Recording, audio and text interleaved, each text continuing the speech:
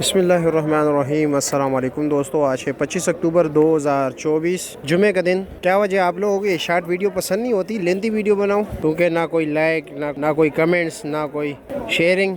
अगर आप लोगों को ये वीडियो नहीं पसंद तो मैं लॉन्ग वीडियो बनाया करूँगा। भिंडी 120 रुपये किलो जी, तोरी 130 रुपये किलो, कद्दू 100 रुपये किलो, बैंगन 120 रुपये किलो, लौकी 70 रुपये किलो, काली शिगरी 240 रुपये किलो, मोटी मिर्ची 200 रुपये किलो, ईरानी गाजर 300 रुपये किलो, करेला जी 180 रुपये किलो, अरवी 160 रुपये किलो, गाजर 120 रुपये किलो।